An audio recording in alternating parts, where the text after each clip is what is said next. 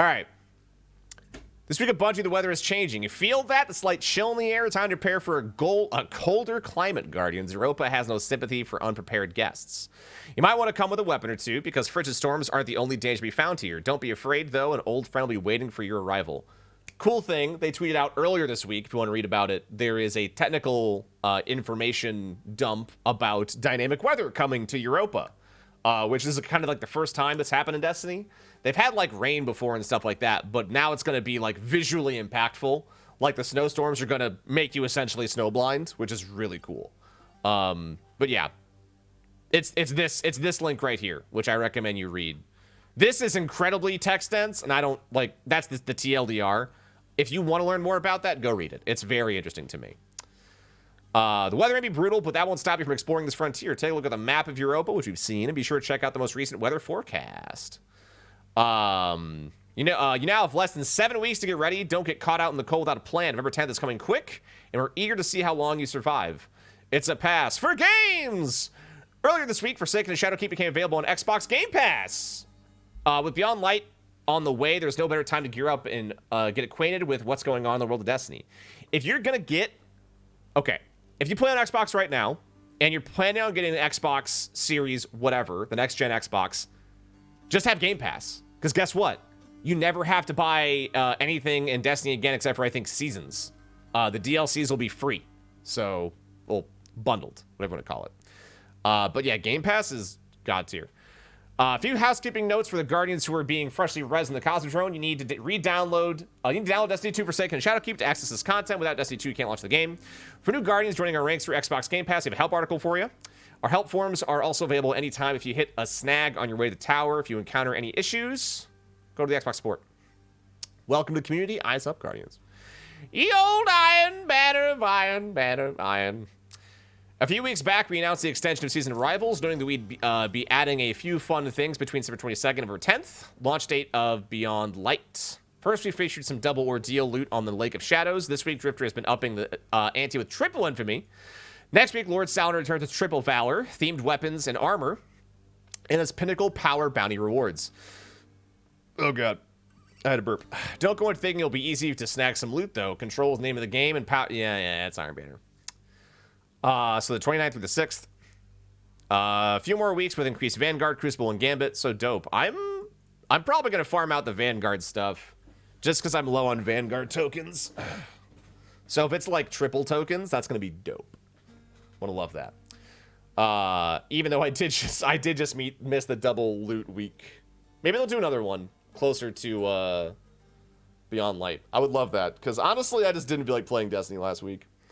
I'm kind of like just ready for the end of the season. Anyways, this is the big technical info dump, so be ready for reading. With Beyond Light on fast approach, it's time to shift our TWaB gears a little. Today, we'll be talking through some of the back-end changes that will be coming to Destiny 2 on November 10th. To guide us through this process, you're passing the mic to Destiny Engineering Director David Aldridge. When Destiny 2 launched 3 years ago, we had no idea that in 2020 we'd announce a new trilogy of expansions, among other 2020 surprises we didn't anticipate. At the time, we thought Destiny 2's arc would look a lot more like Destiny 1, a couple of expansions and a sequel. We learned many lessons from the transition of Destiny 2, and from shipping Curse of Osiris, Warmind Forsaken, the Year 2 Seasons, and Shadowkeep. When we evaluated those lessons, we decided not to pursue a Destiny 3, but instead to reinvest everything in Destiny 2 and make it all that it can be. Big long write-up there, which I think is the... Oh yeah, we already read about this. This is like the vault. Yeah, the content vault. We already read about all that.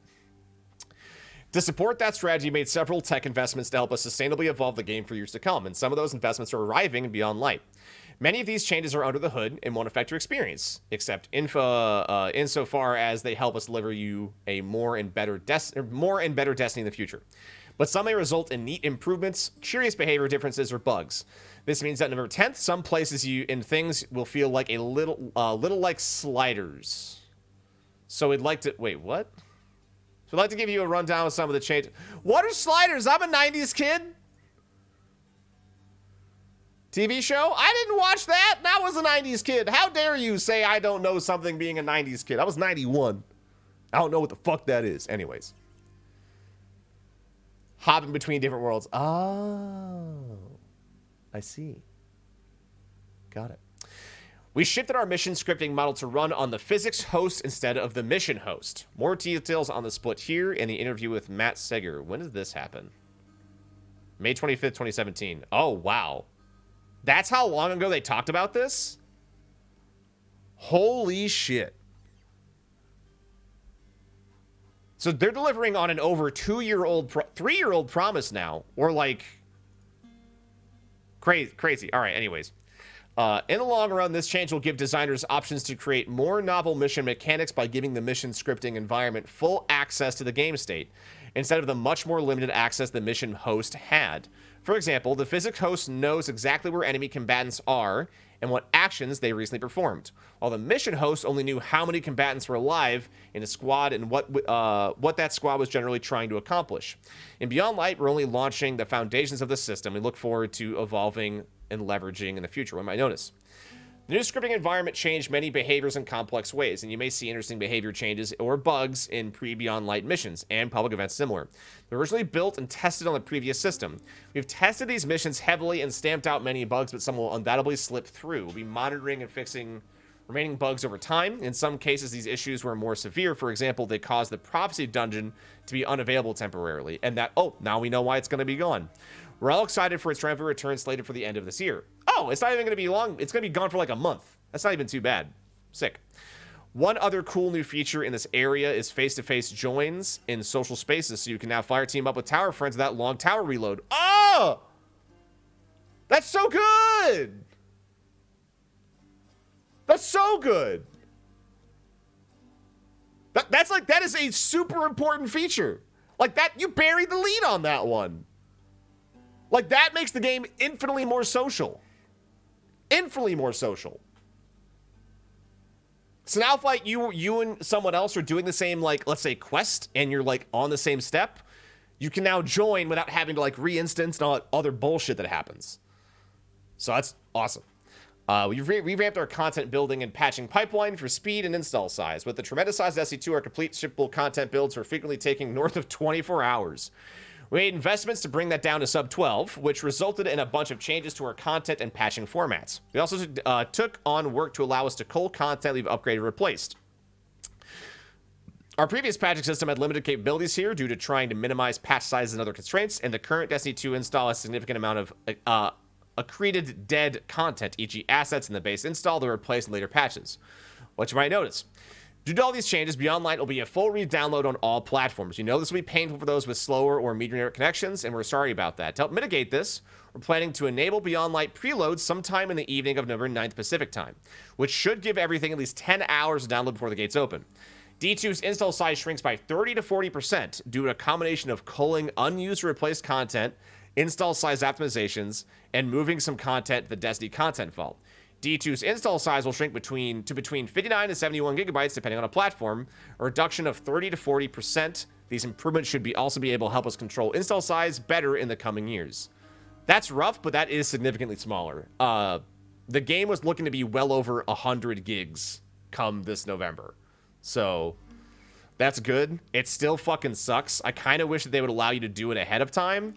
I wonder if their fear is on PC, people being able to data mine information earlier. I would say it would be cool if people could preload Beyond Light on console earlier. That'd be dope. But I don't think they're going to do that. We hope to use these much faster builds to accomplish two things. Help us ship mission-critical fixes faster when the game-breaking bugs arise. Reduce our overall ship pipeline depth, enabling us to work on Destiny releases closer to their ship dates. So we can react to fresher information about what's happening in the live game. For example, historically, each of our seasons has had to go get deep into production before the preceding season launched, preventing us from reacting to learnings from that preceding season. These tech improvements should give us 1 to 2 more weeks of flexibility on a seasonal scale, helping us pivot more quickly in some cases. Rebuild the character face system. We know that how your Guardian looks is important to you, and we've long wanted to add more customization to Destiny. Our original system for player faces had some that word's not real. Combinatoric content authoring problems. My brain hurts. For example, every decal had to be authored completely custom for each player face permutation. This prevented us from extending this area of the game with more content and features. We've upgraded to a significantly more capable system with EG runtime decal projection, which we hope to leverage for more player customization options in the future. As part of this process, we reviewed the existing player models with our diversity community and employee resource groups, and the studio makes small tweaks to the existing player heads. We're also building a list of Guardian face shapes we should bring to the game in the future in order to increase Guardian diversity in Destiny, with the long-term goal of enabling everyone to imagine themselves as their Guardian. What you might notice, your Guardian's face may look different. We relit portions of EDZ and Nessus. During the early stages of Beyond Light production, the Lighting and Skies teams had a desire to provide visual refresh to the two remaining D2 Year 1 destinations. Easy, Nessus. As they enter their 4th year in rotation. To that end, the teams perform relights and global lighting updates to a number of locations on both destinations. What you might notice, I assume it's going to look better. The changes are intentional and are meant to bring the visual quality of spaces up to our current lighting standards while providing a fresh coat of paint for some of the Year 1 locations. Sick. More emblems! We're excited to leverage these improvements to redouble our efforts on Destiny 2, and we aim to make Destiny 2 still feel like you're home away from home. Thanks, David Aldridge. P.S. Congratulations on making it to the end of this long and nerdy love later. Love later. If your passion for all things Destiny tech is not yet spent, you may enjoy the Reddit AMA, the Destiny engineering manager Chris Kazanovich, and I did a couple of months ago. Thank you. My name's David, and I'll see you next time. Thanks, David. I appreciate that. I didn't know you had that accent, bud. Did you say more emblems? Beyond Light isn't just bringing Europa to the fold. It's also bringing many, many pieces of loot. This year, we're refreshing a few community emblems for you to hunt. Whether it be Fashion Art Movie of the Week or the Bungie Bounty, we have some new swag to hopefully catch your eye. I'm personally giddy that we have 7 total community emblems to show off. There's just something about that number that we love so much. So Fashion Show. Feature artist. I love that new Movie of the Week emblem. Bungie Bounty. Shadowkey variants for each emblem will be available through November 10th. There will be a few final chances to earn them before the new hotness becomes available. Stay tuned.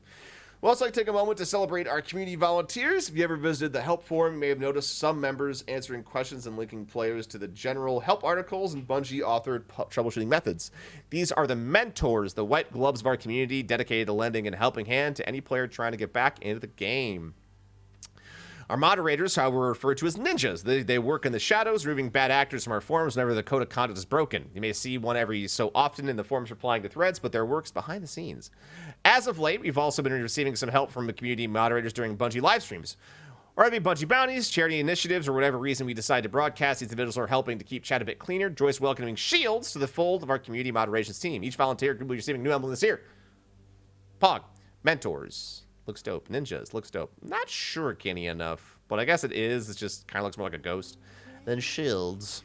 If you're wondering how to become a volunteer, our members are all community sourced. If we see you helping out in the community forums frequently or just having a good time in chat while upholding our code, you may reach out to see if you'd like to join up. That said, don't do it for the emblem. Do it out of the kindness of your heart and for the betterment of our community. The emblem is just a little treat. Forsaken and Shadowkeep are now for Xbox Game Pass. If you have any issues, go to the Game Pass guide. Reforged Black Armor Shader now drops hundreds of the time of dismantling Black Armor refurbished weapons required for completing Forged activities. A crash that occurred when too many arrows were shot into a Titan's barricade. How do you find that?